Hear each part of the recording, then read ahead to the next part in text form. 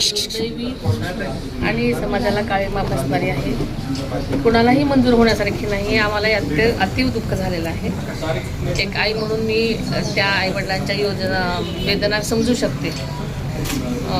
तरीसुद्धा या केसमध्ये तातडीनं चौकशीचे आदेश दिल्यामुळे आरोपीला लगेच अटक करण्यात आली आणि जी आपण सगळ्यांनी मागणी केलेली आहे की त्याला फास्ट ट्रॅकवरती ताबडतोब शिक्षा व्हावी आणि यासाठी मुख्यमंत्री महोदयांनी सुद्धा आदेश दिलेले आहेत. त्यामुळे लवकरात लवकर त्याची चौकशी होऊन त्याला नक्कीच फाशी होईल आणि त्यासाठी प्रशासन जी काय कारवाई आहे कायदेशीर ती करत आहेत आणि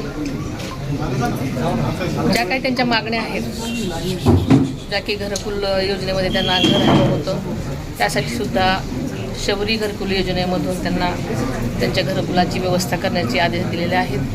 तसेच महिला व बालकल्याण विभागातर्फे मी सकाळीच त्यांच्या विभागीय आयुक्तांशी बोलले तर आजच त्यांच्या खात्यामध्ये 10 लाखाचा चेक जमा होणार आहे. मनोधैर्य योजनेच्या अंतर्गत हायमासची त्यांनी मागणी केलेली आहे ती ते पण लवकरात लवकर उभं करण्यासाठी आम्ही तसे आदेश दिलेले आहेत. शासन सर्वतोपरी या सगळ्या गोष्टींच्या चौकशीच्या सुद्धा आदेश दिलेले आहेत आणि अशा काही घटना घडू नये म्हणून सदैव तत्पर आहे. आपल्याला माहिती आहे की या केसमध्ये पोलिसांनी सुद्धा अतिशय चांगली कामगिरी करून लवकरात लवकर आरोपीला अटक केलेली आहे आणि पुढच्या गोष्टींसाठी कारवाई करण्याचे आदेश दिलेलेच आहेत. त्यामुळे लवकरात लवकर त्या नक्कीच केसचा सुद्धा निकाल लागेल अशी मला आशा आहे. सरकार सदैवच आपल्या जनतेच्या पाठीशी खंबीरपणे उभे आहे. कधीही कुणाला वाटत नाही की अशा घटना व्हाव्यात, पण अलीकडे वारंवार अशा घटना होत आहेत. यासाठी सरकार तर सतर्क आहेच आहे, पण जनतेने सुद्धा अशा घटना घडू नये यासाठी सहकार्य करण्याची अत्यंत आवश्यकता आहे आणि ते आपण करावं अशी माझीसुद्धा स्वतःची इच्छा आहे. एक पालकमंत्री म्हणून मी सदैव तुमच्या सगळ्यांच्याच पाठीशी आहे. काही झालं तर नक्कीच त्याची दखल अत्यंत वेगाने मी घेण्यासाठी माझे प्रयत्न असतात.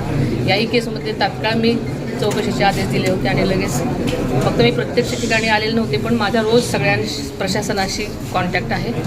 त्यामुळे नक्कीच लवकरात लवकर जी काही मागणी आहे ती पूर्ण होईल अशी मला आशा आहे. तर नसरापूर घटनेनंतर अशा घटना सारख्या होत आहेत, तर समाजाला काय प्रबोधन सांगाल किंवा काय मेसेज द्याल?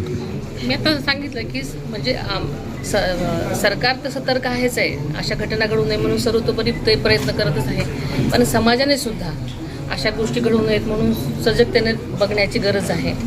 सगळ्या स्तरामध्ये प्रत्येक जणांनी जर सहकार्य केलं तर नक्कीच अशा गोष्टी कमी होण्यास मदत होईल असं मला वाटतं. नसरापूर गेल्या अनेक दिवसांपासून आपण पाहतोय की महिलांवरती अत्याचार होत आहे. विधिमंडळामध्ये काय ठोस कायदा किंवा या गुन्हेगारांसाठी एक पायबंदी घालण्यासाठी जर प्रशासन काय कारवाई करणार? खरं सांगायचं तर महिलांसाठी हे सरकार तर अनेक गोष्टी करताना आपण बघितलेलं आहे. अलीकडेच आपण शेतकरी महिलांसाठी म्हणून शेतकरी दर्जा महिलांसाठी दिलेला आहे. अशा अनेक गोष्टी कायम सरकार करत असतं आणि याही गोष्टी अत्यंत गंभीर आहेत.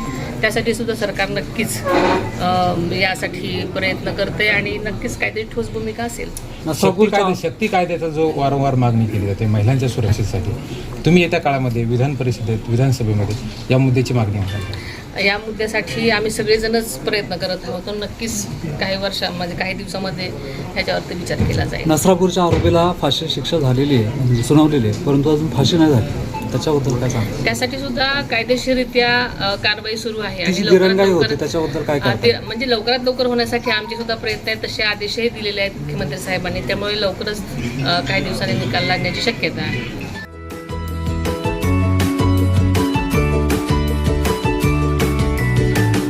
बातम्या शेतीच्या, बातम्या मातीच्या, बातम्या अन्यायाच्या, गुन्हेगारीच्या,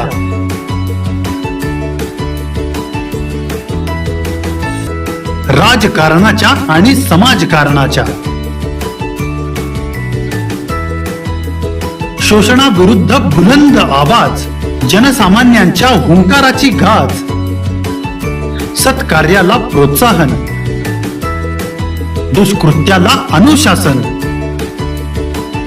निर्भीड निस्पृह, सडेतोड, बेधडक आणि रोखटोक म्हणजेच विघ्नहर टाइम्स. शोध बातमीचा, ध्यास सत्याचा. आपलं चॅनल, आपली बातमी. सबस्क्राईब तर कराच, पण बेल आयकॉनवर क्लिक करायलाही विसरू नका.